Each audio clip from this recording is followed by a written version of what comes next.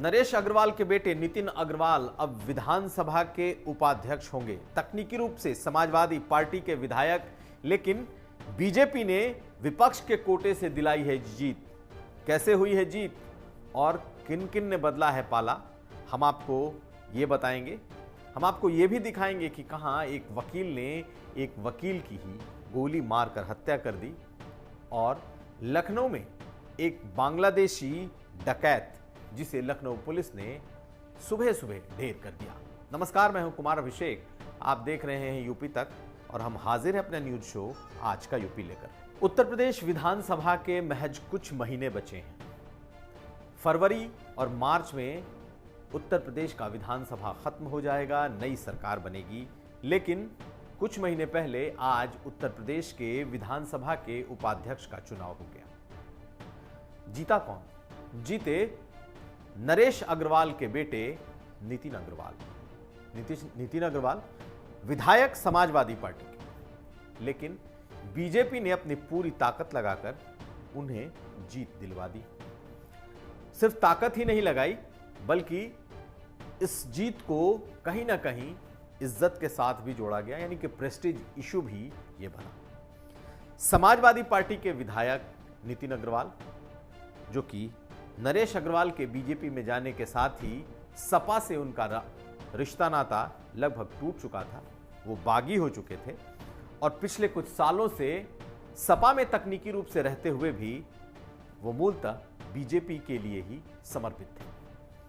और जब बीजेपी ने नितिन अग्रवाल को विपक्ष के कोटे से विधानसभा का उपाध्यक्ष बनाने की शुरुआत की, तो समाजवादी पार्टी भी विफल पड़ी और समाजवादी पार्टी ने नरेंद्र सिंह वर्मा को, जो कि सीतापुर के रहने वाले हैं, उन्हें अपना प्रत्याशी बना दिया था। आज सुबह सबसे पहले विधानसभा में ही मुख्यमंत्री योगी आदित्यनाथ ने अपने विधायक दल की बैठक ली और उसमें साफ साफ सबों को यह कहा कि एक एक वोट अहम है और विपक्ष के इस विधायक के लिए एक एक वोट गिरना चाहिए। समाजवादी पार्टी ने भी अपनी रणनीति बना रखी थी। नरेंद्र सिंह वर्मा को इसलिए चुना गया क्योंकि हरदोई और सीतापुर लगभग आसपास के जिले हैं। उसी इलाके से हरदोई में जब नरेश अग्रवाल का बड़ा कद राजनीतिक रूप से है, तो बगल के सीतापुर से अखिलेश यादव ने कुर्मी बिरादरी से कई बार के विधायक नरेंद्र सिंह वर्मा को अपना उम्मीदवार बना दिया। समाजवादी पार्टी को मालूम था कि वो जीतेंगे नहीं, लेकिन उन्होंने इस चुनाव को इसलिए लड़ा क्योंकि पिछड़ी जातियों में और खासकर कुर्मी बिरादरी में यह मैसेज देना था कि वो इस जाति के साथ है। तकरीबन 3 घंटे तक वोटिंग हुई, गुप्त मतदान हुआ और एक एक विधायक ने अपना वोट डाला। ऐसी कोशिश की गई कि सभी विधायक वोट डालें।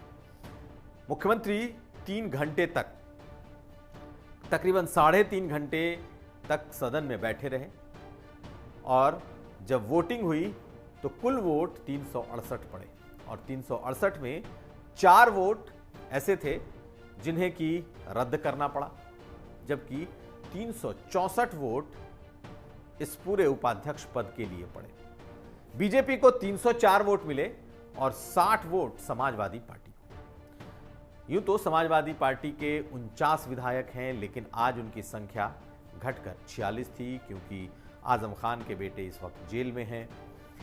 एक विधायक उनके पहले से बागी हो चुके हैं, नितिन अग्रवाल, जो कि खुद कैंडिडेट थे। ऐसी स्थिति में बीजेपी को 304 वोट मिले, जिसमें उनके सहयोगी दलों के भी वोट थे, लेकिन समाजवादी पार्टी को 46 से 60 वोट तक पहुंच गए, यानी कि एक बड़े सेक्शन ने क्रॉस वोटिंग किया है और क्रॉस वोटिंग में 8 वोट बसपा के उन बागियों के माने जा रहे हैं। हालांकि अभी तक पूरी तरीके से यह पुष्टि नहीं हुई है कि वो 7 हैं या 8 हैं। ऐसी स्थिति में 53 वोट बसपा के बागी और समाजवादी पार्टी के अपने विधायकों के थे। इसके बावजूद 7 वोट गिरे। ये 7 वोट कौन है? क्या बीजेपी के सहयोगी दलों के वोट हैं या फिर बीजेपी से भी क्रॉस वोटिंग हुई है, ये एक बड़ा सवाल है। और कहीं ना कहीं ऐसा माना जा रहा है कि कुछ विधायक जो कि समाजवादी पार्टी के संपर्क में थे, उन्होंने क्रॉस वोटिंग की है, लेकिन उनकी तादाद ज्यादा बड़ी नहीं है। शिवपाल यादव समाजवादी पार्टी में है, लेकिन आज वो नहीं आए। ओम प्रकाश राजभर जो कि इन दिनों बीजेपी से पींगे बढ़ा रहे हैं, वो नहीं आए, हालांकि उनके 3 विधायक मौजूद रहे। लालजी वर्मा जो कि कभी बसपा के बड़े नेता, कद्दावर नेता हुआ करते थे और पार्टी से निकाल दिए गए, वो आज बैठे रहे और आज उन्होंने सपा के लिए वोट भी किया। कुल मिलाकर ऐसी स्थिति बन रही है कि कुछ विधायकों ने क्रॉस वोटिंग की है। उधर कांग्रेस की तरफ से बकायदा राकेश सिंह तो प्रस्तावक रहे नितिन अग्रवाल के, जो कि रायबरेली के हैं। कहा जा रहा है अदिति सिंह वो भी आज मौजूद रहीं और उन्होंने भी बीजेपी के लिए वोट किया। यानी कि बीजेपी के लिए भी 2 कांग्रेस के तकनीकी रूप से जो इस वक्त भले ही कांग्रेस के हों लेकिन बीजेपी के साथ हैं, इन लोगों ने बीजेपी के लिए वोट किया। तो क्या बीजेपी के वोटर्स कम रहे? ये एक बड़ा सवाल है, क्योंकि कुल 368 वोट पड़े और तकरीबन 35 वोट आज नहीं गिरे। 35 वोट में कुछ विधायकों की मृत्यु हुई है, लेकिन यह माना जा सकता है कि 30 विधायक नदारद थे। तो वो कौन विधायक हैं जिन्होंने आज वोटिंग नहीं की? ये एक बड़ा सवाल है। और इस चुनाव से बीजेपी तो गदगद है, क्योंकि उसने उपाध्यक्ष पद पर विपक्ष के अपने चहेते को जिता लिया, बागी को जिता लिया, समाजवादी पार्टी को हरा दिया। लेकिन इस चुनाव से एक संकेत और निकल रहा है कि कहीं ना कहीं क्रॉस वोटिंग का जो एक डर पार्टियों को सता रहा था, वो बिल्कुल रियल साबित हुआ। अब चुनाव के 4-6 महीने पहले इस तरीके के चुनाव में बीजेपी की जीत बीजेपी को बूस्ट करने वाली है, उसका उत्साह बढ़ाने वाली है। लेकिन एक बात और है कि बीजेपी के भीतर भी सब कुछ ठीक ठाक नहीं है। कुछ विधायक नाराज हैं, जो कभी भी पाला बदल सकते हैं और जैसे ही चुनाव का मौसम आएगा, कई लोग समाजवादी पार्टी की तरफ जाएंगे। हो सकता है कुछ समाजवादी पार्टी के भी लोग बीजेपी की तरफ आए, जैसा आज कानपुर में हुआ और मुलायम सिंह के एक सहयोगी उन्होंने बीजेपी का दामन थामा।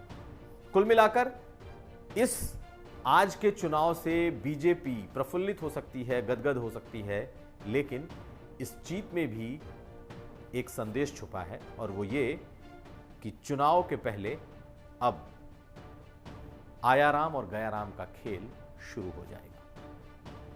अब चलते हैं अगली खबर की तरफ। शाहजहांपुर में आज एक वकील ने ही दूसरे वकील की भारी कचहरी में दिन दहाड़े हत्या कर दी। भूपेंद्र सिंह नाम के एक अधिवक्ता की हत्या कचहरी में उनके चैम्बर में ही गोली मारकर कर दी गई। पहले तो यह मामला संदिग्ध लगा, लेकिन बाद में पता यह चला कि एक दूसरे वकील जिनका नाम सुरेश गुप्ता है, उन्होंने ही भूपेंद्र सिंह की गोली मारकर हत्या की। हत्या के तुरंत बाद एक एफआईआर हुई और इस एफआईआर में कुछ लोग नामजद किए गए और नामजद करने के बाद जैसे ही दूसरे वकील को पुलिस ने उठाया, उन्होंने राज उगल दिया और आज बकायदा सरकार ने अपनी तरफ से प्रेस रिलीज जारी कर यह बताया कि वकील ने ही वकील की हत्या की है। दोनों के बीच फौजदारी और दूसरे आपसी मुकदमे काफी समय से चल रहे थे और दोनों के बीच एक दुश्मनी भी साफ थी। लेकिन ऐसा शायद ही होता हो कि कोई एक वकील दूसरे वकील को कचहरी के भीतर ही गोली मार दे। यह मामला पुलिस के मुताबिक पूरी तरीके से सुलझ चुका है और आपसी रंजिश और अपने एक वकील के ऊपर इतने सारे मुकदमे होने के बाद भी आज इस हत्याकांड को अंजाम दे दिया गया। पुलिस के मुताबिक यह अब सॉल्व केस है। और अब अगली खबर। लखनऊ में गोमती नगर फ्लाईओवर के निकट आज सुबह एक पुलिस फायरिंग से लोगों की नींद खुली। पता यह चला कि एक हमजा नामक बदमाश लुटेरा है, जिसे पुलिस वालों ने ढेर कर दिया है। इस पर 50,000 रुपए का इनाम था। लूट, डकैती और कई आपराधिक मामलों में यह वांछित था।